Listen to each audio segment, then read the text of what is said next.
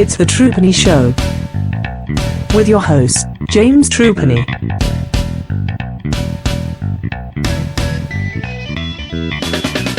Hello and welcome to the Trupany Show. My name is James Trupany.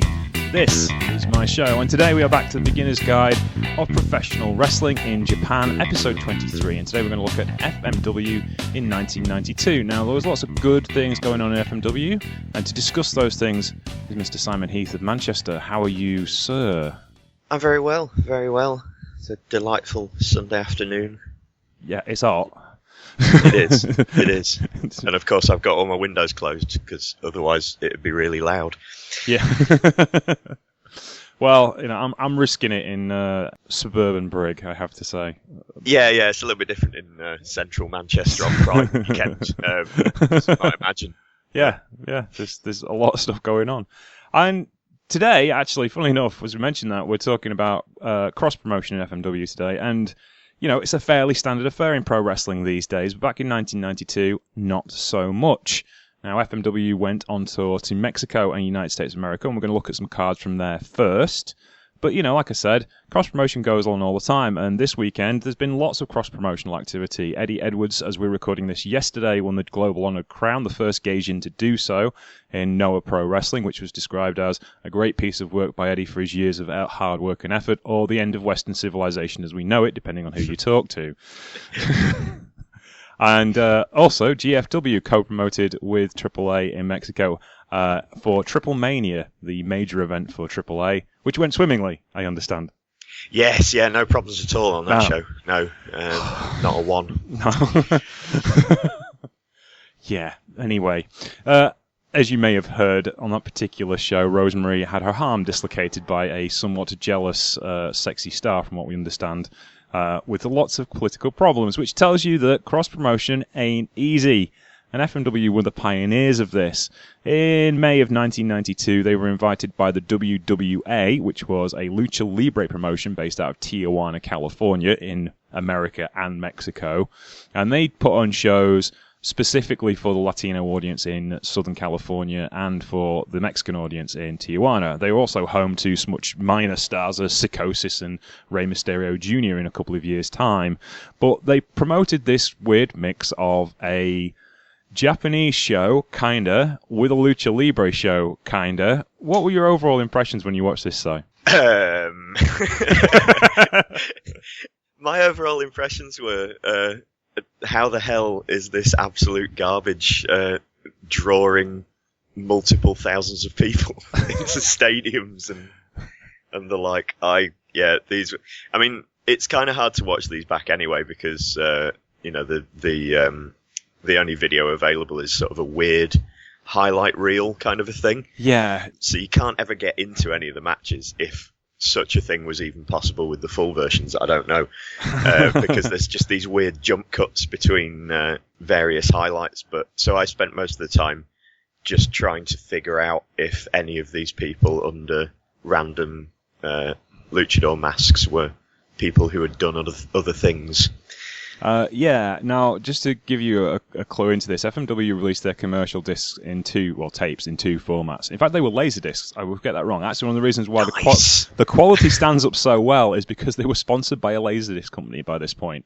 So they were actually shot on videotape but put on laser disc, which means you watch them even now, second or third generation on YouTube, and you can still find pretty good quality of the stuff. They released two versions of each show, one for VHS, which could fit onto a regular VHS at regular quality, which was these shows that we watched. They're kind of highlight reels with the main event in full, and they also did full versions of the shows, and you can find them in various places. People like IVP Wrestling and Rudo Reels, they have them. That's where I found them before.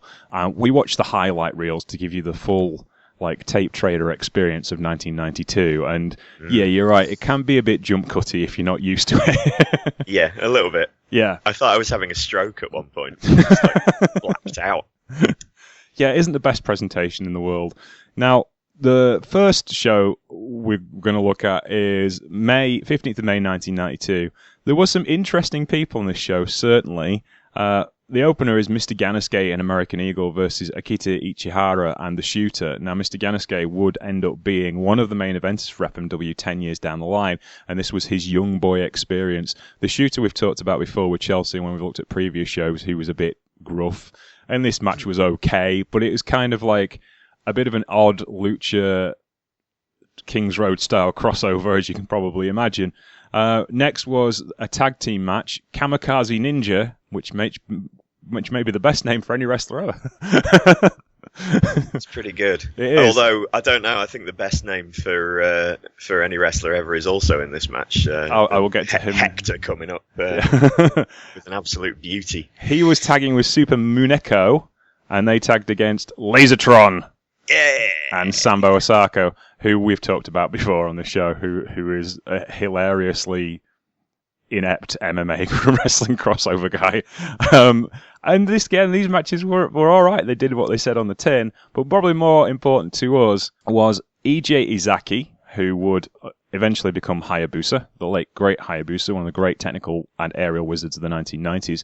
Rey Mysterio Sr., the uncle of Rey Mysterio Jr., who you all know and love, and Ultraman 2000 against the Americanos Mercianos. I got that right. Which is Merciano 1, Merciano 2, and Merciano 3, better known as... Louis Piccoli. Yeah. Louis Piccoli. Number 3. Billy Anderson, and Tim Patterson. Tim Patterson we would know as Leatherface in Wing, and this is where he got his connection with the FMW crowd, and specifically Victor Quenez. Louis Piccoli, who bummed around in Mexico for years before getting a break in North America. Well, I suppose Mexico is North America, but like the United States of America. Master of the Death Valley Driver. Indeed. Louis Piccoli. Yes, he was. And I have to say this, and I do say this every time, invented by Etsuka Mita, but Louis was very, very, very, very straight about making sure everyone knew it was Etsuka Mita. Well, you see, that's why I didn't say inventor of, because I knew you'd correct me. Yeah, so those 3 opening matches were interesting, to say the least. And then we got on to something that was really good. Combat Toyota, Eriko Tsuchiya, and Yoshikira Mad Dog Madamore defeated Megumi Kudo, Mio Sato, and Yuki Morimatsu in a Joshi match, which was alright, I thought. Yeah, I mean, so just give me some sort of background on, because obviously I'm used to New Japan and All Japan, where there's no women's matches on the cards at all. Right. And they have their own separate promotions. So FMW is obviously mixed, but was that considered odd? Was it part of their sort of... Yes, they were the first major promotion to do women's matches alongside men's matches. And when they first started, they weren't really a major promotion. By this point, they're pulling in crowds at every show they do, and they're earning good money, and they were considered one of the 3 majors. So, yeah, what happened was they started a dojo. They got lots of women who wanted to be wrestlers because they couldn't get into the All Japan Women Dojo, or the JWP Dojo, or the LLPW Dojo. And obviously, as they were 4th down the line, they didn't have a great drawing power as far as their women's division was concerned. So Atsushi Onita went out to find talent, and one of the people he found was Combat Toyota, who was an AJW wrestler, who, unluckily for her, came along in the same year as Akira Ikuto and Aju Kong. Yes. And she kind of drifted away because they already had enough monster heels in All Japan Women, so she became an indie wrestler. And Megumi Kudo, we've gone over this story before, but we'll do it again because we haven't talked about it in a while. Megumi Kudo was also let go by All Japan Women because she wasn't considered to be developing fast enough. And again, she came along in the class of 86, and then obviously you have the class of 87 the following year with all those great talents there. Kudo actually went on to be a kindergarten teacher, and Atsushi Onita pulled her out of retirement, went to see her at work, and persuaded her to become a wrestler again. And they became the matriarchs of the division, the aces of the division, and really dragged the standard of FMW's women division up from the floor to something very watchable indeed. Imagine being a 4-year-old kid in the middle of a school day, and Anita just turns up at your school in order to drag your teacher out of class. Probably with a bit of tape on his forehead. So, with bleeding from the back into a ripped vest. Yeah. Yeah, so basically that was it. And it was it was, they were trying to give the fans the full FMW experience, and that meant the women as well. And they had a corker. In fact, it was clearly the best match on this card by that point. Yes. By a long, long way. And the heels take the victory in that. The next was a best of 3/4 traditional lucha match, which had Centurion, Horace Boulder, yes, the nephew of Hulk Hogan, and apparently, as we found out yesterday, the cousin of Mike Awesome, as told to us by Gavin Duenas of the Wrestle Talk Squash fame. Indeed. And they defeated Ricky Fuji, Tinabales Jr. and Tinabales Sr. in a match which was perfectly serviceable for what it was, and that was kind of closer to the cross-promotion thing. You had big names from FMW versus big names from WWE. And poor Tim Patterson pulling double duty here as well. Yeah, see, the advantage of having a mask is... you get paid twice. Yeah. Well, whether he got paid twice or not, I'm not sure, but... Well, yeah, that's true. Yeah, this is FMW. Though the company was doing well, not everyone was earning a lot of money. Onita was, not everybody else. In the main event, then, we also had Atsushi Onita tagging for the first time, and possibly the only time, El Hijo del Santo and Mil Mascaras in a tag team with the three biggest egos in the history of professional wrestling. They took on Giant Warrior, Negro Casas, and Tarzan Goto. Now, Tarzan Goto was actually a face, but clearly they needed someone on the other side who was willing to bleed, because it was Onita was in there, and they cracked into each other. And yeah, that did confuse me a little bit, the whole Tarzan Goto thing being tacked on to the end of this tag team. Team. But I suppose if you put somebody across the ring from those three, then they're just automatically a heel in they can't Tijuana really, anyway. Yeah, so. Definitely. You can't be anything else, And it was a bit scrappy, and it was an incredible mismatch of styles. And also, you had the lucha rules where you have to pin more than one person to get the pinfall. So it was slightly confusing. I'd forgotten about that. And I was like, why haven't they stopped moving? Yeah. Yeah. But overall, entertaining piece of work for what it was. And clearly that's the reason why you got nearly 7,000 people in Tijuana. Yeah. And it was all right. It did what it said on the tin. The next match, though, the next card was a lot better, I thought, overall. And that had Camacho Rebel, Estempa Brava, Pelito Suicider, and Superstar Jr., which is kind of the most generic set of lucha names I've ever come across. And they're all in one match. Akihito Ichihara defeats American Eagle. Oh, sorry, I've got the card up, not the results up. American Eagle. Mercenanos Americanos, they're back again, defeat the young boy team of E.J. Izaki, Hayabusa as he would be, Mr. Ganasuke, who would be Mr. Ganasuke, and Ultra Taro in 14 minutes and 27 seconds. That went an awful long time for a trios match with some rookies in, to be honest. Yeah, it absolutely did. I'm just looking at Ultra Taro's biography, and it says he wrestled as Psychosis. Now, is that the It Psychosis? Could well have been the Psychosis. He's... I do believe it was. Yeah, because if you look at his career, starts off as El Puma, Leon Negro, Psychosis, Psychosis 2, Psychosis Extreme, Psycho Ripper, Reaper, Ultra Taro. Yes, the classic Latino career trajectory of having to change your name that changes a little bit, but you've left that promotion who own the rights to that name. There's an awful lot of historic names in here that are really important as well. For instance, like we talked about the main event in the previous match, Santo and Negro Casas are in this card as well. But Santo and Negro Casas had the biggest double turn feud I'd ever seen in Mexico a couple of years later. And this is before the days of AAA. These are all CMLL wrestlers who are working on indie contracts with WWA, like we see a lot today. If you look at Mexican wrestling, there's essentially 2 or 3, 4 big promotions now. The CMLL, AAA, Parastamal, which is kind of an indie promotion but kind of a major, and Crash, which is Conan's new promotion. And those companies do have their TV shows, but they don't run dates. Indie companies run dates, and they're associated with one of the major companies, and they let them have their talents. Okay, so they don't have the costs of running tour shows. Well, back in these days, it's that kind of work like that as well. WWA had strong links with CMLL, who was the major promotion. Back then, it'd be UWA and CMLL. So they had big, strong links with the major promotions. So you got names like Mil Mascaras, and you got names like El Hijo del Santo. And, I mean, you talk about historically important names. In the next match, we've got Lasertron again, who, of course, was later to become the Gobbledygooker. So, I mean, it doesn't get much more important than that in history of wrestling. Well, Gobbledygook, he'd been the Gobbledygooker at this point. Oh. Yes, sorry, you're right. What year is this? Where am I? Yeah, because, like, Dr. Wagner Jr. just headlined the biggest wrestling card of the year in Mexico so far, and he's 52. Yes, yeah. Anyway, yeah, so next we have, Super Maniaco, Ultra Tiger, Yukita Ueno, Blue Panther, big name in Mexican wrestling, believe it or not, Lasertron and the Shooter in 60 minutes and 44 seconds. And the women had a trios match. Megumi Kudo, Miyo Sato, and Yuki Morimitsu got revenge on Combat Toyota, Eriko Teixeira, and Yoshika Madamori in 18 minutes and 38 seconds, in another bit of a corker, really, and they kind of stole the show.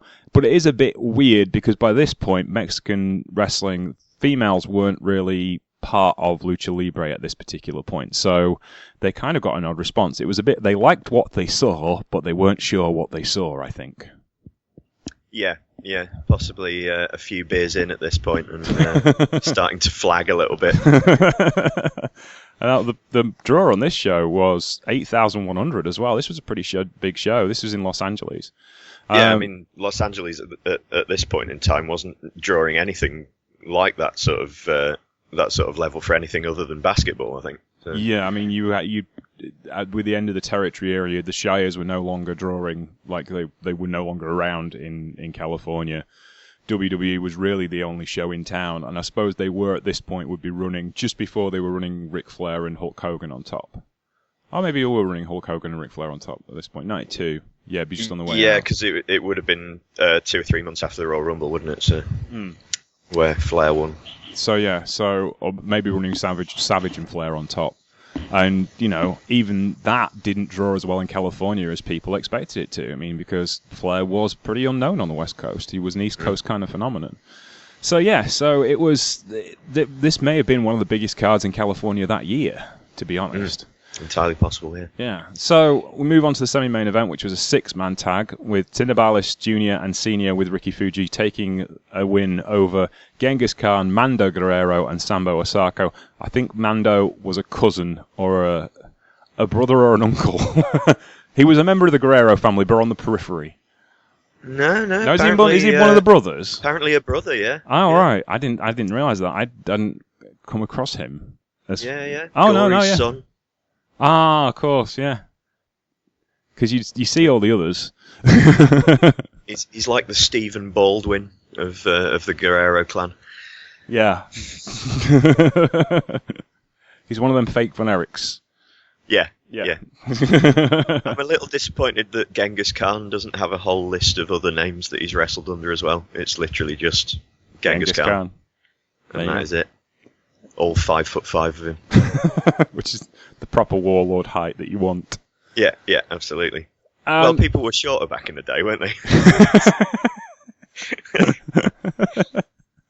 I'm not sure it worked like that. The Mongols. Anyway, we move on to the main event, which was Atsushi Onita tagging again with El Hijo del Santo, and this time with Tarzan Goto. Okay. Yeah. It's the next day they'd made up. It's totally fine. Yeah, they bled all over each other the previous day as well. They defeated Horace Baldo, Negro Casas, and Tim Patterson in a match that was all over the place. Best of 3 falls match, which actually got a lot of good press at the time. I believe Meltzer gave it 5 stars. It's not listed here, but I'm sure he gave it a really high star rating for what it was. And a lot of it was because the crowd were really into it, as you would expect with Santo on the team. And though they didn't quite get the out of the ring brawling, because it wasn't something you saw in Mexican wrestling at the time. Lucha Libre wasn't really a brawling kind of style until you got to AAA's ECW crossover era in about 93, 94. So this, for them, was a really exciting match. CMLL was a very conservative promotion, and WWA wouldn't have been far behind that in thought process. So to have brawling in the crowd and people bleeding and guys like Horace Balder and Tim Patterson who are massive, it was really important. And Negro Casas is one of the most important rudos in Mexican wrestling history. So this crowd was really hot for what they saw. Yeah. I mean, it was crazy. Obviously a massively predominantly Latino crowd. in Los Angeles for this, but yeah, anytime you put Hijo del Santo in the ring, it's going to be pretty crazy if you've got a majority Latino crowd, I think. But I thought this match was total hot garbage, but what do I know? I liked it. I thought it was all right. But yeah, I understand why you wouldn't like it, because they're all a bit lumpy, to be honest, except for Casas and Santo. They can go a bit. But yeah, the others, unless they're chucking people about, they're not really the best in the world, are they? So No. I can't get Horace Hogan's Steve Austin cosplay out of my head for about 5 years after this, to be honest with you. It's a problem. And Tim Patterson, definitely a man who was built for working under a mask. Harsh. Interesting fact about Tim Patterson.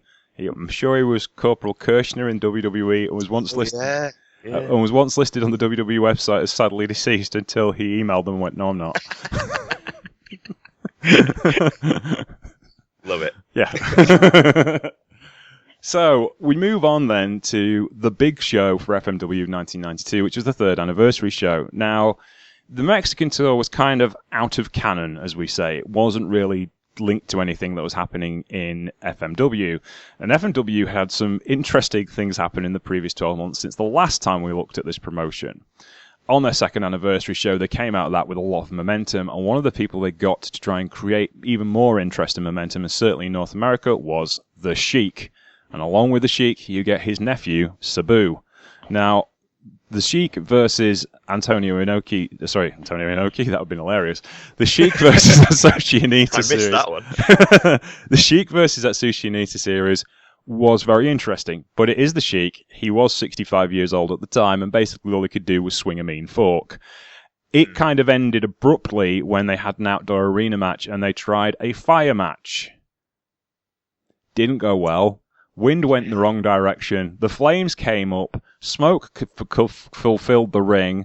All of the younger people who could get out the way, like Tarzan Goto and Atsushi Onita, dived out the ring along with Sabu, and the Sheik was left to fend for himself and nearly died of smoke inhalation. He was alright in the end, thankfully, but they had to do something to get things back on track, because that was a disaster. As you find with FMW, there's all sorts of 1 step forward to take, 3 steps forward, 5 steps back going on. And to kind of salvage things, they came up with the main event draw of Tiger Jeet Singh. Now, the Sheik defeated Atsushi Onita for the FMW Mixed Martial Arts Championship, and then eventually gave the title to Tiger Jeet Singh to build up for this main event of FMW 3rd anniversary. So what are your thoughts on the overall card before we pick it apart? Well, I mean, this was where I started actually paying attention. The first 2 cards I was sat going, why? What am I doing? What am I doing? It's Saturday night. Why am I watching this nonsense? But yeah, about a couple of matches into this, and I was like, no, I'm in now. I'm in. I really enjoyed this show. I mean, utterly ridiculous, just like complete and utter madness. But yeah, let's get started then. Yeah, and absolutely. Explain the madness. The opening match was a tag team match, and it pitted Eiji Iizaki, Hayabusa, as we mentioned, and Koji Nakagawa versus the glorious team of Eric Freeze and Chris Jericho. Yes, that Chris Jericho. Being more Chris Jericho than you ever possibly see him in his rookie year, it was seriously Chris Jericho. It really was. What did you think of this? I mean, where did Eric Freeze come from? Like, who the hell is he? Because he's like, if he was in a tag team with Marty Jannetty, he'd be the Marty Jannetty. Well, he came from Calgary, Alberta, Canada, which would suggest he was a dungeon bloke, and he was known as Iceman Eric Freeze. I see what he did there. Yeah, but he did nothing, did he? Like, I mean, like, I'm looking at his career trajectory now. He had this match in FWA, and then, according to this, his next match was in 1998. Which would suggest an awful lot of matches that no one saw. Yeah, exactly. This is what I'm thinking. I mean, I assume him and Jericho were were a fairly regular tag team. I mean, they had matching pants. Yeah, that is usually a sign of promotional approval if they're going to pop for matching pants, or they were willing to they were willing to pay for them themselves. Yeah, and I know it's possible Chris Jericho just had a wardrobe full of sequined leggings, but yeah, you're about the right size. There you go. Yeah, there you go. Yeah. I do know that I believe at the time I think it was Smith Hart and Bruce Hart were running the school in Calgary because that's where Lance Storm trained.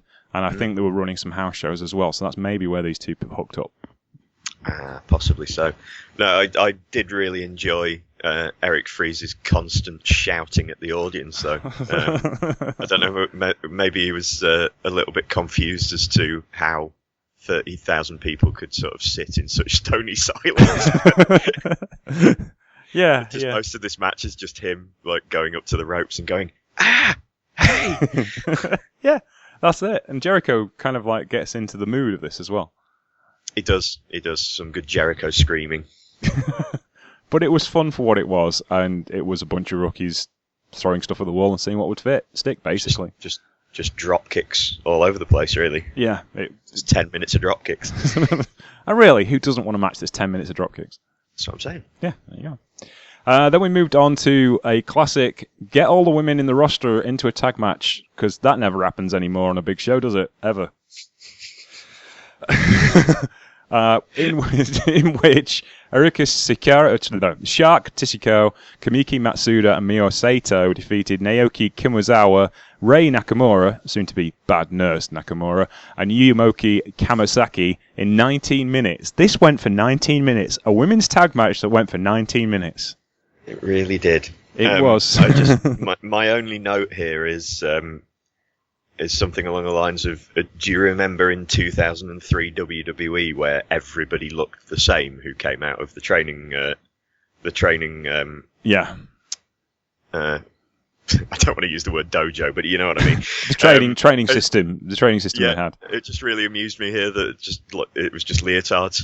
Like, everybody seemed to, they just had this big rack of outfits, and everybody just went, "Oh, well, what are we having today? Yellow, right, brilliant." They're all basically, it was like the Sub-Zero Scorpion kind of thing, the palette swap. Yeah. Just everybody wearing the exact same leotard, but a slightly different shade. Yeah, well, you see, back in the day, you would when you graduated from being a rookie to having your first match, you would be given your first Speedo swimsuit. Is it like it's like the black trunks and no knee pads in when you come out of the dojo? Yeah, exactly. I mean, if you look at the Gaia Girls documentary, they're training a girl in that, and she reaches her debut, and Chikasuno Nagayo very ceremoniously gives her lime green swimsuit, which she's going to make her debut in, and she cries. Nice. Yeah, and Nagayo's going, "It takes me back to my debut." And I didn't realise these weird leotards had such cultural significance. They do. It really is like grained in. Not so much now because they tend to come with a gimmick straight from the dojo in Joshi to an extent. But you don't get so many generic characters that have kind of learnt their lesson. But yeah, back then still it would just be like what you'd wear to the gym and some shoes. Away you go. Nice. Yeah. The next match was a bit of a character development match, actually. Sabu defeats Shoji Nakamaki in 2 minutes and 37 seconds. Now, Nakamaki was actually a wrestling journalist who turned to being a pro wrestler. Well, I think baseball journalist originally. Yes, yeah. Was he it was a journalist for Baseball Magazine, which covers wrestling.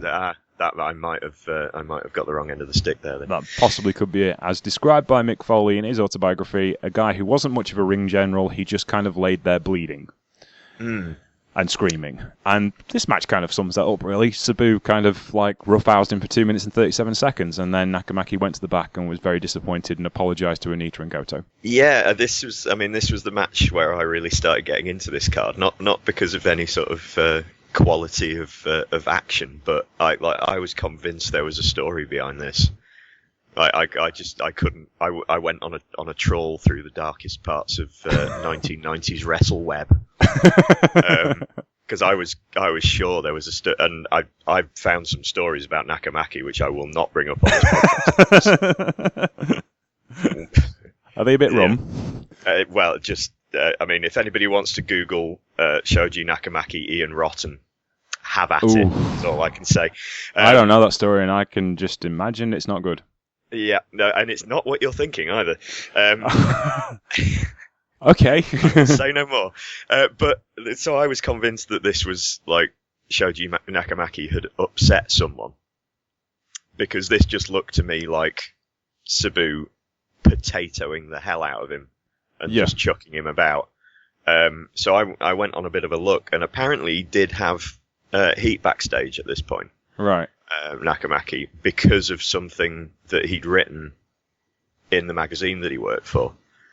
Supposedly he'd broken kayfabe, which in of itself, I mean, this is something that I found that Sabu had said, so obviously grain of salt. Right, okay. But apparently he'd broken kayfabe, but it wasn't the fact that he'd broken kayfabe, it was the fact that he'd named names in the magazine.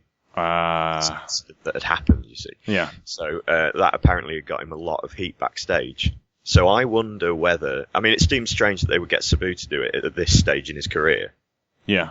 We'd think it would be, a Tarzan Goto or Anita himself if they really wanted to... well, I mean, you can't really put him in the ring with Anita in a singles match, but apparently Nakamaki did lose a couple of teeth in this one. Right.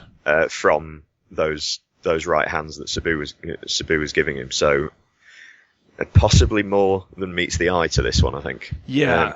This is a common thread in Japanese wrestling. If you have an outsider that comes in to the sport, the thing is to prove that it's as real as it possibly can be to said person, and then develop their career from there. Yeah, in Stardom, Yuzuki Aikawa, who was a gravure model, she debuted with the company and was going to be like one of the big draws because she was a famous model.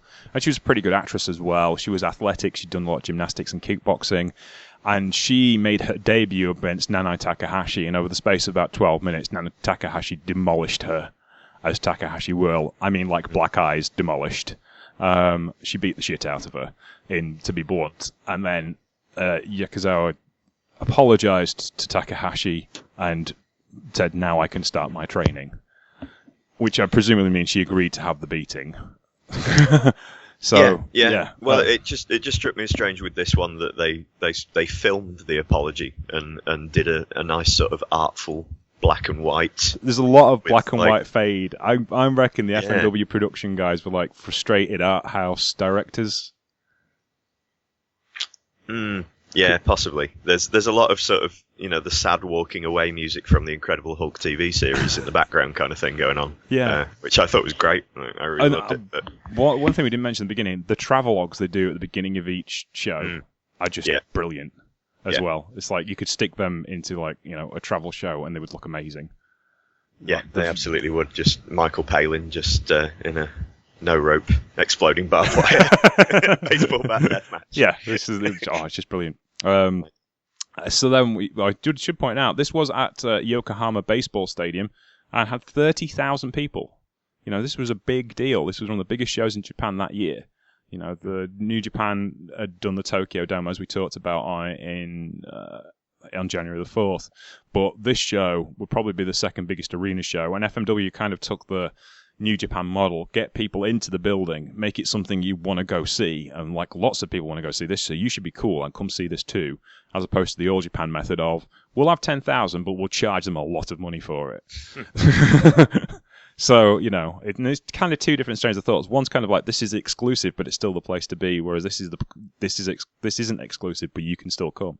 It's a interesting kind of, how could I put it, different way of looking at promotion, I guess. Yeah, they certainly follow the whole three-ring circus method of wrestling booking as well in this show, don't they? Oh, speaking of which... Something for everyone. Yeah, speaking of circuses. Next we have Amigo Ultra and Ultraman Cheeto. We talked about these guys before. They were on the second anniversary show, and they wrestled the Alligators. Alligator Man 1 and Alligator Man 2.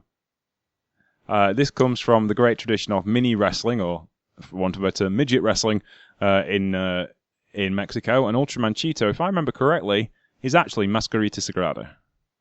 Oh, well, no. I never did. No, Micro Conan. Micro Conan. It's changed. The previous one And the previous year's show was... Are you telling me it's not always the same guy? No, it's not.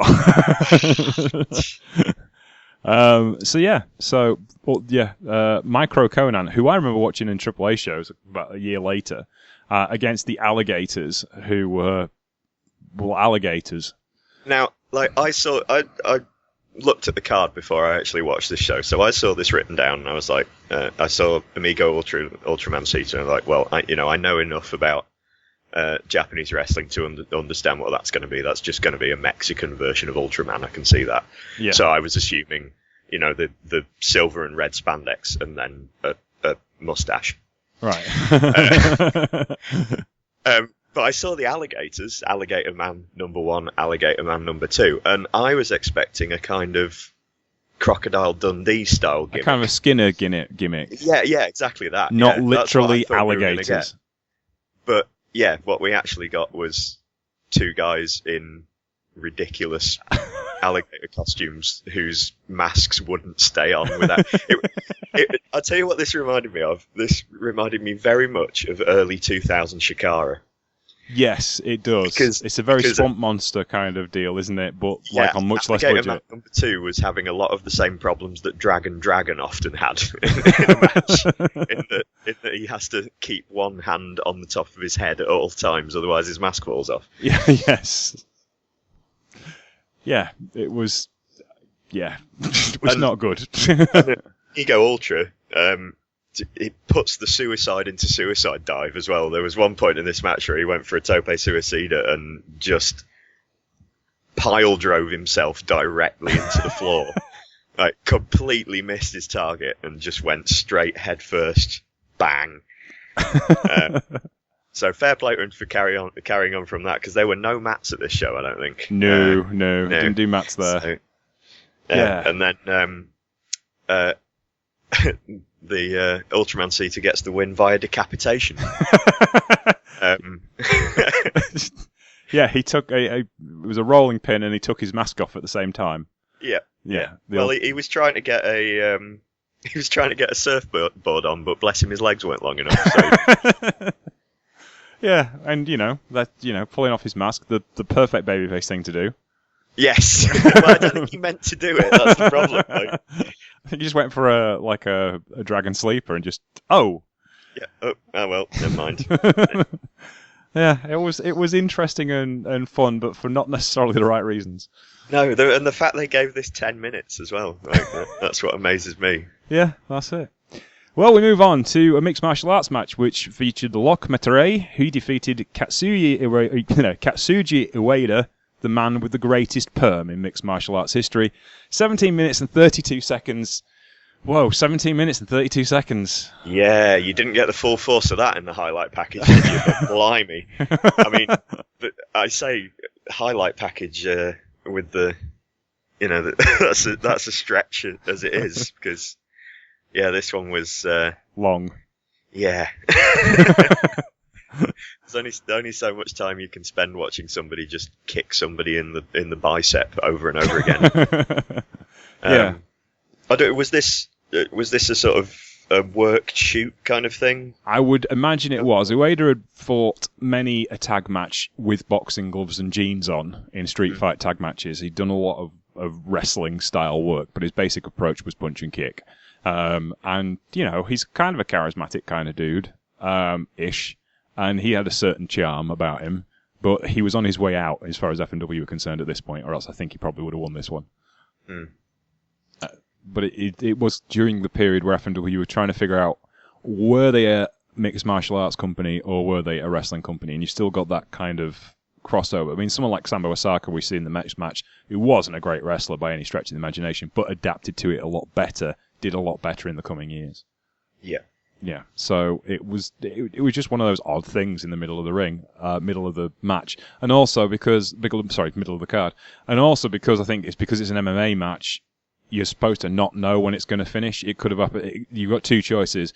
It could go 2 minutes, or it could go for 20 minutes. Yeah. because that's the nature of an MMA match, if that makes sense. And I suppose it's entirely possible that there was a couple of hundred people amongst those 30,000 who came specifically to watch this. Yeah, not against the realms of possibility, because Katsuyoshi Ueda, like I said, was pretty popular. He used to get big pops, so... Yeah. Right then, we move on to next, which was a 6-man tag team street fight stretcher match, which was the precursor to the FMW 6-man street fighting tag team championships. And to be honest, the best team they had at the time was Big Titan, Horace Boulder, and the Gladiator. And they defeated the very smartly dressed Ricky Fuji, Sambo Osaka, and the Great Punk, who came to the ring wearing suits and swinging guitars. Kind of like Savile Row Jeff Jarrett. 11 minutes and 49 seconds. The heels, Titan, Boulder, and Gladiator, won by knockout, and the losers did take the stretcher ride in the end. The Gladiator, by the way, is Mike Awesome. This was his FMW name. This is a super team of sorts, to be honest with you, because not only have you got that 70s guy Mike Awesome and Horace Hogan, who we've discussed before, but Big Titan is fake Razor Ramon. Yeah. Rick Bogner. So, I mean, this is a pretty impressive sort of 90s super team. Of mediocrity. Yes. This is the thing. These three guys in FMW were superstars. Flat out superstars. Main event quality guys. Well, they were the fake Road Warriors. Yeah. Anywhere. I mean, that's what they were. They were FMW Road Warriors. Yeah, essentially. And anywhere else they went, did nothing. Except ECW. Obviously with Mike Awesome, yeah. But and Horace Boulder did okay in WCW, but he was never going to get past mid-card. And in fact, as soon as his association with Hulk Hogan was noted, everything went downhill quick. As soon as he became one of the 400 people who were in the NWO at that point, that's pretty much the end of it. But 11 minutes and 49 seconds, this was an entertaining brawl that used the entire arena to their advantage. They were up in the rafters and all sorts. It was fun for what it was. I can't deny it wasn't fun at all. Yeah, it was a fun mess. I love it when people come out for a street fight in jeans, but with knee pads over the top. That's always my favourite, because clearly if you get into a fight in the streets, you just go, hang on a sec. Put your knee pads on. I also really enjoyed the classic sort of 1980s almost style shouty promo after this from the heel team. Yes. Just backstage, just each of them pushing each other out of the way and going, yeah, we're going to smash heads and Yeah. I love that stuff. As many pithy non sequiturs as we can manage to camera. Yep. Yeah. It was Big fun. fan. Yeah, it was just fun. And the level of mullet in this match is... It's a glorious, glorious thing, isn't it? I mean, I wasn't even going to bring it up because, like, we don't have the time. You know, we've got to get through the rest of this card. We can't spend half an hour talking about mullets. No, the only disappointment was Sambo Osaka, who had cut his glorious mullet to a short back and sides. He really wasn't playing with the team, was he? Well, I mean, that is weird. That is a weird face move. Like, I don't know what he was thinking there. 'Cause that to me, that's a heel turn. But... Yeah. Oh, well. And then we move on to an interesting match, bringing back reminiscence of Los Angeles Coliseum in 1957. I was going to say 1846, but yeah. Now, you do like a dad fight, Si. This has been established. I like a dad fight. This, however, was a granddad fight. Yes, John Tolos defeated versus Killer Kowalski. I say defeated, but it actually went to a time limit draw. Well, this is the thing. I mean, it says time limit draw here, but it could have equally have been a double count out or a double disqualification, to be honest with you. I mean, like, I had no idea what was going on in this one. They spent about 3 seconds in the ring and then just disappeared off for a bit of a lovely walk.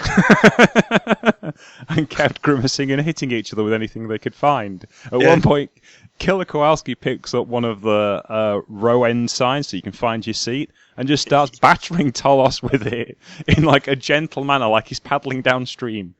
Well, that was the thing. That's when the bell went. So, like, I thought that they'd just, everything else you've been hitting each other with is totally fine, but now you've taken one of our directional signs. You've gone too far. They did clobber the referee as well, both of them. Yeah, they did. And they were out there forever, so they could have got counted out. We're not really sure. But you know, some really. So I mean, I'm glad they got out of the ring, to be honest with you, because Killer Kowalski was taking some just really tragic bumps at the start of this match. Just proper sack of spud, like, not even sack of spud, sack of duvet. It was like watching a tree fall really slowly. Yeah, exactly. Like, punching Angel Delight or something. We'll point out, the reason why this match was booked, Tolos and Kowalski come with killer reputations from their days back in the 60s. John Tolos had a feud with Freddie Blassie. Which was described as he's the only guy who could turn Freddie Blassie face in Los Angeles, because Blassie was like the ultimate heel in Los Angeles. Tolos came along and everyone loved Blassie. So, they had this reputation for being killers and this reputation for being hard cases. But really, when you match it up against what was happening in FMW, they looked a bit pedestrian. Especially to follow the stretcher match as well. Yeah. That's the thing that I found really bizarre. You've sandwiched this between the stretcher match and a really, really good women's tag match straight after it. Yeah. It was very much the toilet break. I mean, don't get me wrong. Like, I would have sat through this whole match if I'd have been there, just so I could say that I did. Yeah. It's one of them, isn't it? It's like, I was there, but did you really want to be? Yeah, exactly. Yeah. Okay, then. We move on then to one of the three matches which was the main draws for this card, and it was one of the very first cross-promotional matches in Joshi. Akira Hokuto and Bull Nakano defeat Combat Toyota in Megumi Kudo in 13 minutes and 54 seconds of the highest stakes wrestling you will come across. This was fantastic, but this was also about dominance in pro wrestling, and this was also about basically Kudo and Toyota taking a kicking for the sake of the company. If you want to see two women sacrifice for FMW, they did it here. Akuto and Nakano were known as the biggest dogs in the yard. They were tough as they came, and they came into this particular match really wanting to humiliate FMW, and I don't necessarily mean that in a working kayfabe sense. I mean that they wanted to humiliate Kudo and Toyota. They didn't, and it was a great match, but this was tense, to say the least. Wouldn't you agree? Yeah, it really was. Yeah, you could feel that there was some real animosity going on in this match, especially after the match as well. Yeah, it's like really sort of tense. It's one of those. It's not often with Japanese wrestling that I think I really wish I could understand this promo, but I really wanted to have some subtitles at the end of this one. But just going back to the last women's match on this card, and I was saying how everybody was dressed the same. Not so in this one. Not at all. No. I particularly love the fact that, obviously Hakuto comes out in the what's the word? Samurai. The Japanese theatre. Yeah. Kabuki mask. Kabuki in the Kabuki style outfit. And Kudo comes out in her strange princess dress that she always has. And Bull Nakano just wanders to the ring in a Megadeth t-shirt. And you're forgetting Combat Toyota dressed as Ming the Merciless. Well, yeah, but that's standard. I absolutely love this match. I get the impression that that one Asuka is a big Hakuto fan.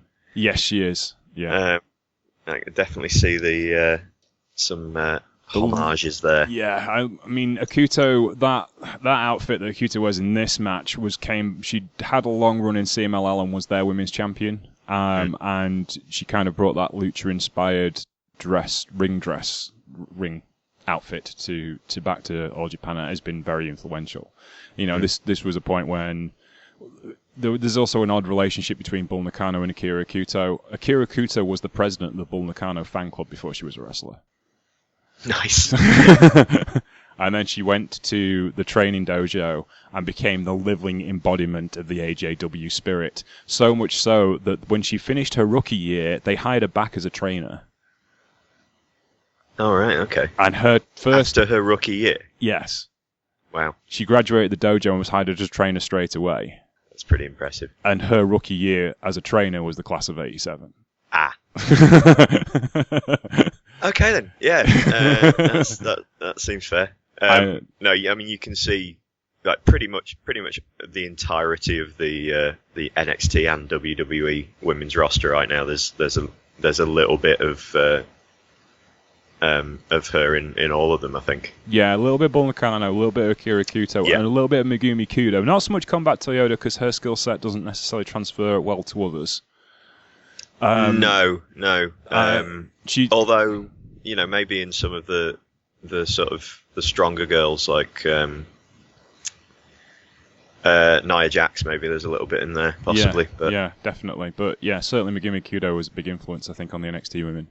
And certainly head women trainer Sarah Death Ray was a big fan of Joshi and wrestled some of these people in her career. Yeah, absolutely. So she will have instilled that in her roster, undoubtedly. Well, I mean, Bull Nakano worked there for a while, didn't she? So. Yeah, exactly. So yeah, but this match is something special. And if you can find the full edit version, there was a handheld version floating around on YouTube for a long while of just one camera shot, which tells you everything because they didn't cut away from stuff. And there's bits that aren't in this highlighted, edited version, like Hakuto has a Scorpion Deathlock on Megumi Kudo, and Toyota comes in and kicks her as hard as she possibly can in the chest, and Hakuto just sits there and smiles at her. Yes. And, Nakano does not sell anything for 13 minutes at all. She was in one of those moods. She wasn't going to sell a thing. That was... You could have run her over with a truck and she'd have smiled.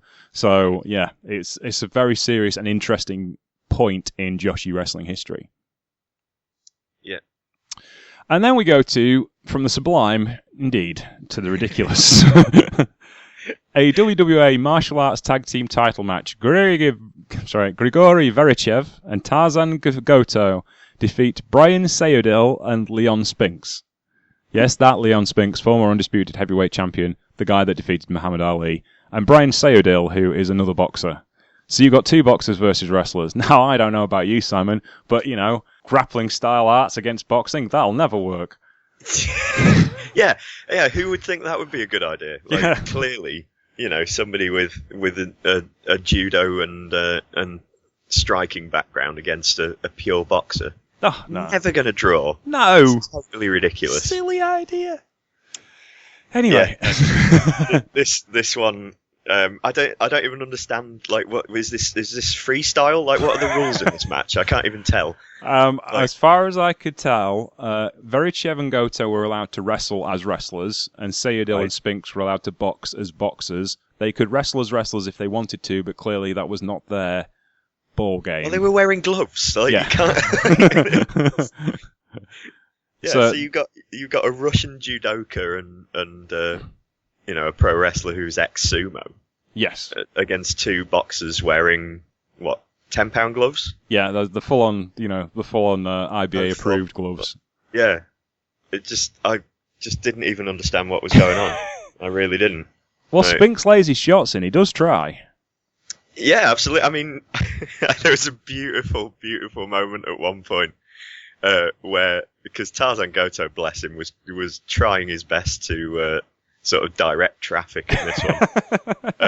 And there was just this one moment where he got up and he tried to get Leon Spinks to come in fired up for like a hot tag, but sort of secretly tried to wave him in without anybody noticing, but made it incredibly obvious that he was doing it.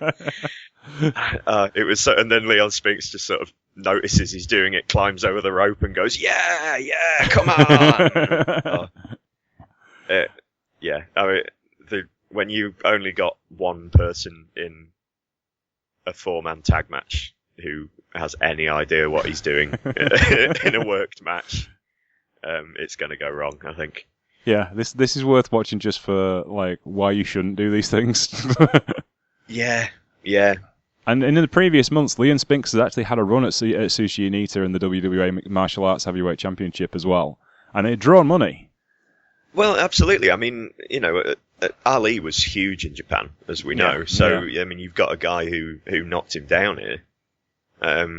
He's going to be a big draw, but it's just really bizarre, isn't it? Like, yeah, it's one of those moments in Japanese wrestling history where you just look back at it from now and just think, why did anybody think this was a good idea? What were but, I mean, 30,000 people.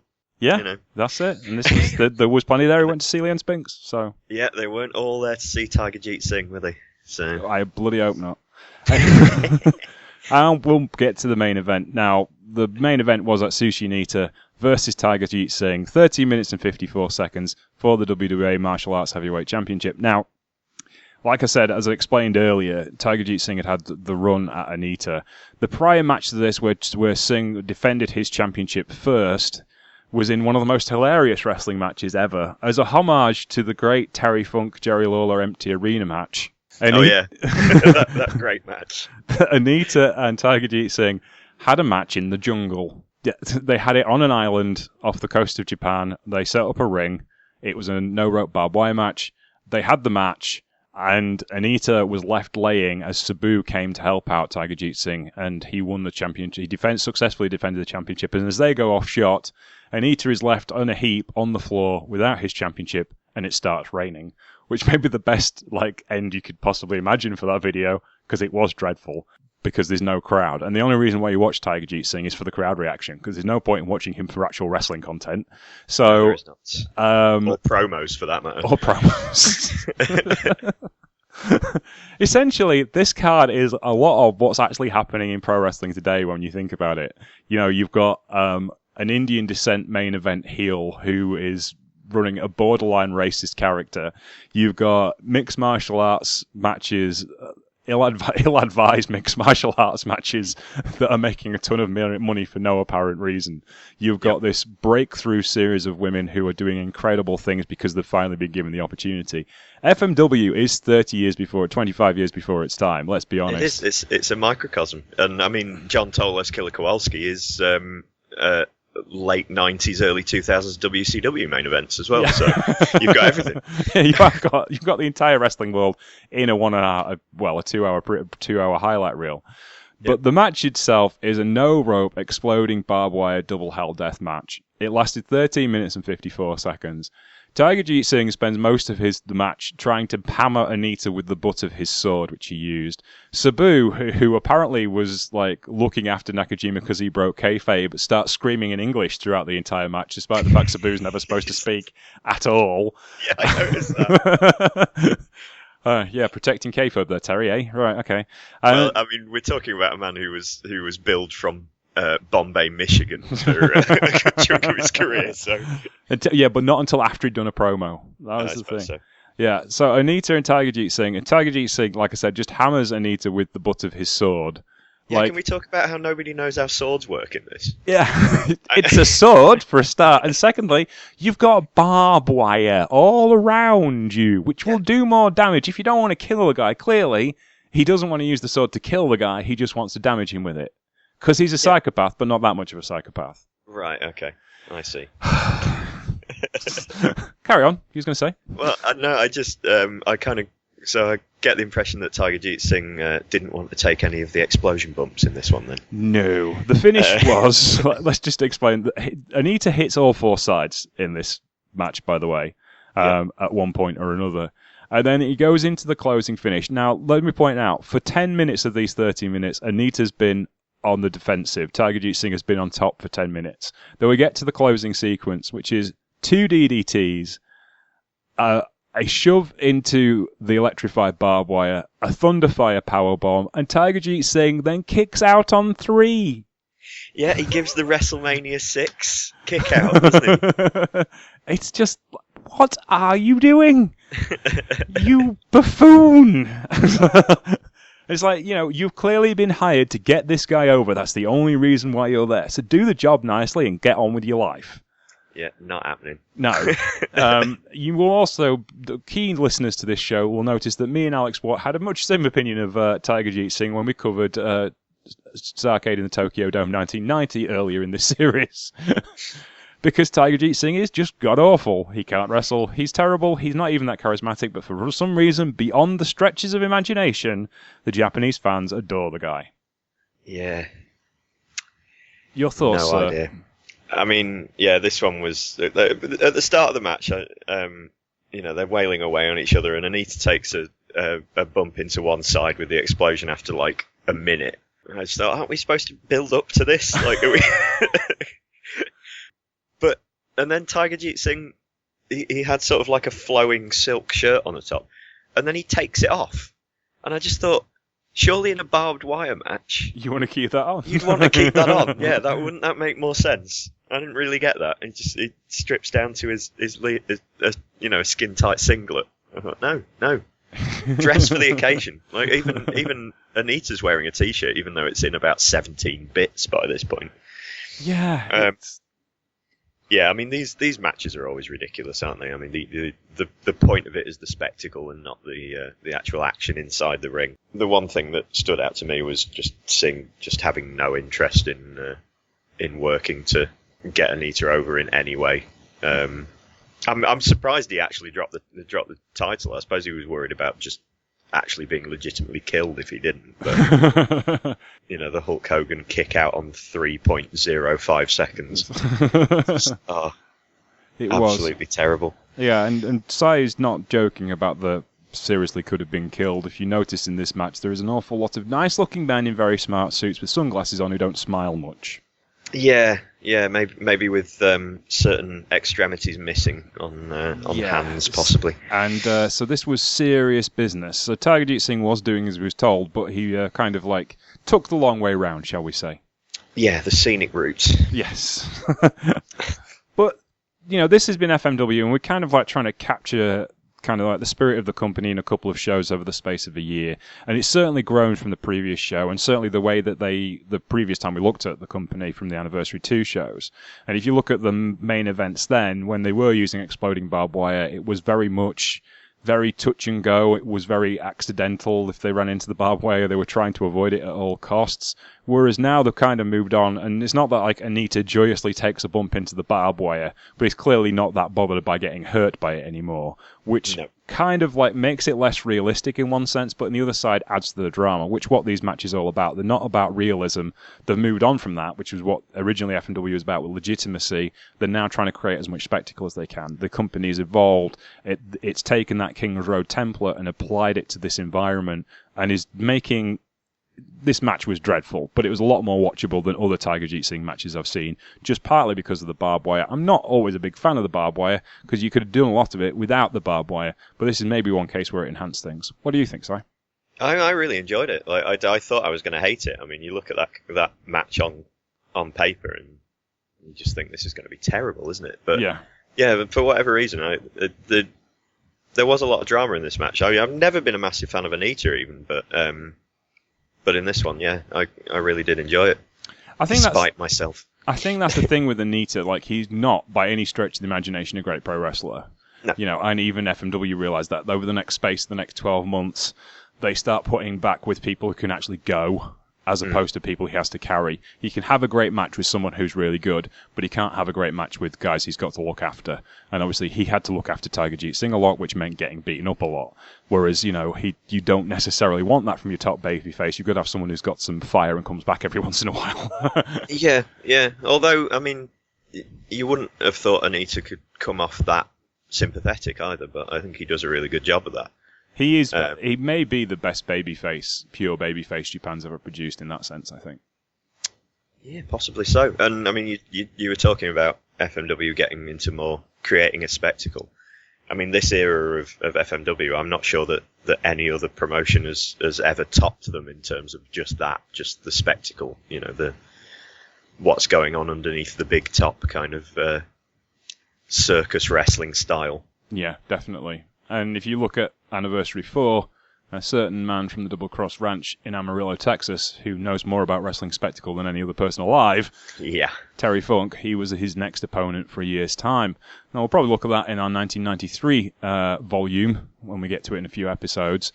But, what are your overall impressions of FMW? Now you've had this kind of like snapshot of this period. Do you enjoy this stuff, or is it just barbaric and shouldn't be allowed? Well, it is barbaric and it shouldn't be allowed, but that's my 2017 head. Looking back on it and sort of, I mean, obviously some of these guys are now no longer with us, but I don't think any of them are no longer with us because of this card. For time and a place and just the incredible spectacle, I really enjoy looking back at this period. But I know it's slightly hypocritical, because if this sort of thing was going on now, I'd be totally against it. And you know, most of the death matches that I've seen recently have involved not much more than, you know, a staple gun and some paper cuts and some lime juice from the bar. So I can handle that sort of thing. But I don't know. Like I think I worry that this is the period that popularized this sort of thing, and over the next 10 years there was some really, really horrendous stuff going on in this sort of deathmatch field, and I'm not sure that would have happened without your Terry Funks and your Cactus Jacks coming over to FMW in the slightly later period to where we are now. Yeah, so if this sort of thing was going on now, I'd have problems with it. But as we were saying, like, you can see the influence of so many of these guys of this kind of era coming through with modern wrestling, for better or for worse. But I think there's a lot of good things about modern wrestling that we wouldn't necessarily have had if it wasn't for this era of FMW. There you go. Right then, that's the end of this episode of The Beginner's Guide to Japanese Wrestling. Thank you very much for listening to the True Penny Show today. I'd like to thank my guest, Mr. Simon Heath of Manchester. Thank you for your time, sir. Well, thank you for having me once again. That's okay, and we'll have you back soon, I hope. Indeed. And if you'd like to listen to the rest of the Wrestle Talk TV podcast network, please do. You can find them on SoundCloud, iTunes, and all the places you usually get your podcasts from. We appreciate that. Please listen to The Squash with Gavin and Ben, which should be around sometime tomorrow or Wednesday. Take care, and we'll see you next week. Bye!